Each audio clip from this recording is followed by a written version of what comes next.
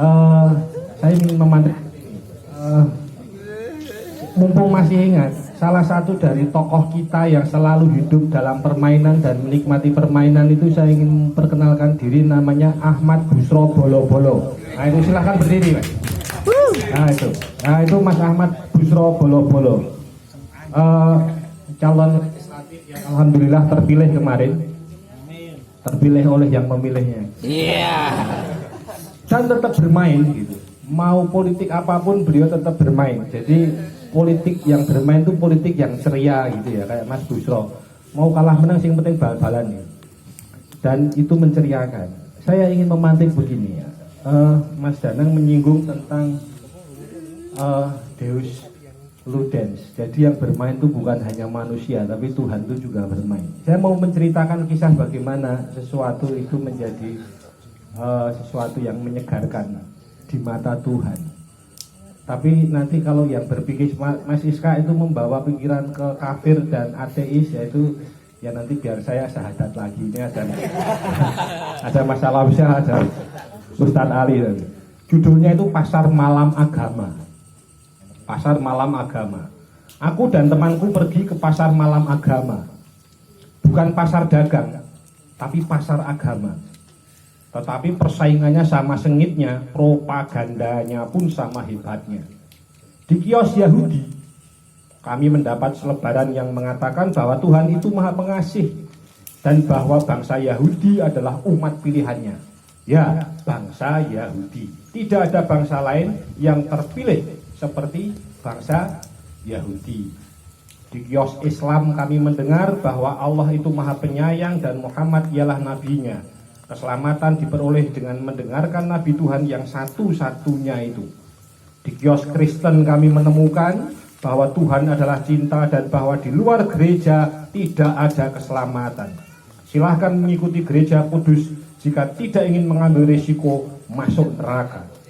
Di pintu keluar, aku bertanya kepada temanku, apakah pendapatmu tentang Tuhan? Jawabnya, rupanya Tuhan itu penipu, fanatik dan bengis. Sampai di rumah aku bertanya kepada Tuhan, bagaimana engkau bisa tahan dengan hal seperti itu Tuhan? Apakah engkau tidak tahu bahwa selama berabad-abad mereka memberi julukan jelek kepadamu? Tuhan berkata, aku bukan panitianya itu pasar itu. Aku bahkan malu untuk berkunjung ke sana. Jadi semua orang beragama itu merasa bahwa dia begitu serius. Saya ingat dulu dalam pembahasan tentang filsafat humor itu aturannya satu. Mas, Mbak, kalau bercanda yang serius ya. Itu aturan pertama. Jadi kalau bercanda tidak serius, nah itu nanti filsafat itu serius gitu. Tapi ketika bicara humor, waktu itu kita itu harus serius dan bercanda itu tidak ada bedanya. Contohnya dulu di tradisi Yunani itu kalau ada dua model drama itu teater, kalau tidak tragedi ya komedi kan gitu. Dalam kehidupan kita itu kan sering iri itu. Yang namanya orang sedang mengalami tragedi itu komedi bagi yang lain. Komedi itu bagi yang lain itu juga tragedi kan gitu. Kok bisa itu dalam suasana seperti ini Anda masih tertawa-tawa gitu. Terus yang merasa tertawa itu kok bisa Anda seperti ini kok masih dalam suasana bingung. Mau kita bingungkan? Tidak ada. Nah, dalam Islam saya dulu memberi mata kuliah ini, habis itu terus diislamkan lagi. Dan bilang Tuhan itu maha humor. Gimana gak maha humor? Coba Anda bayangkan. Tuhan dalam perspektif apapun sebenarnya, ketika dia dalam kesendiriannya sebelum menciptakan makhluk, sebelum kholik, Tuhan menciptakan makhluk, terus yang mengakui dia sebagai kholik itu siapa? Sebelum menciptakan manusia, yang mengakui bahwa dia Tuhan itu siapa? Dia perlu eksistensi. Loh, terus aku ngopo bisa mesti ngarep ngakoni aku kalau aku Tuhan. Ciptakanlah manusia. Katakanlah dalam perspektif Islam itu Adam. Tuhan Allah itu maha tahu. Dia itu maha tahu. Dia tahu bahwa Adam dan Hawa itu mau makan buah kuldi. Ya atau tidak? Dia maha tahu. Tidak mungkin Tuhan tidak tahu rencananya kan? Itu tidak maha tahu kalau begitu.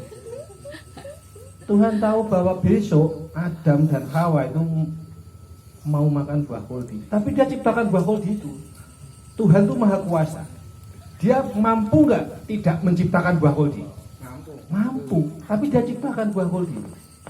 Habis itu dia tahu Adam dan Hawa itu besok mau makan buah kuldi itu. Sudah tahu. Masih pakai dilarang juga. Kamu jangan mendekati pohon itu ya.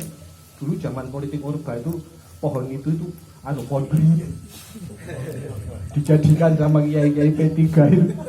Jadi kamu itu kalau milih Golkar itu sudah disabdo sama Tuhan tuh kamu pendosa. Sejak dari surga Tuhan tuh sudah bilang jangan kamu dekati pohon itu. Itu pohon beringin. Nah, terus PDI pakai surat Al-Baqarah gitu ya, sampai gitu. Nanti yang bintang itu pakai apa gitu, pakai tabah, pakai ayat semua. Allah tahu bahwa besok Adam dan Hawa itu makan buah kuldi itu masih pakai dilarang. Setelah makan, kalau dalam tadi versi pendeta datang itu dicari gitu. Adam, kamu kemana ya? Kan gitu ya. Sudah makan, malu dia. Persoalannya kemudian, ketika sebelum menciptakan manusia, malaikat bertanya, kan begitu.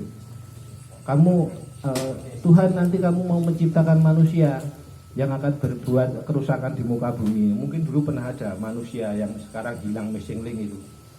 Sehingga malaikat itu tahu bahwa manusia nanti akan menciptakan kerusakan. Tuhan, aku ini Tuhan, tenang saja. Gitu aja kau repot, itu aku tahu gitu ya. Dan kemudian ketika setan disuruh bersujud di depan Adam dan Tuhan tahu nggak kalau setan itu tidak mau bersujud itu? Tahu. Dia tahu bahwa setan atau iblis itu tidak mau sujud di depan Adam itu kan pasti tahu. Gak mungkin Tuhan tidak tahu. Tapi ya kamu diperintah sujud gitu. Tidak mau ya sudah, kamu nanti tak usir ya. Terus iblis minta ini. Jangan gitulah, aku ini lebih dulu dari manusia. Aku mau menggoda ya. Tuhan berkuasa nggak untuk melarang bahwa iblis akan menggoda? Berkuasa, tapi Tuhan ya sudah, kamu goda aja, tidak apa-apa. Jadi penuh skenario permainan. Jadi skrip naskah yang dibuat oleh Tuhan itu komplit. Dan kita menjadi para seniman dan dramawan serta pelakunya sekaligus. Seperti lagunya Ahmad Albar ini. Dunia ini panggung sandiwara.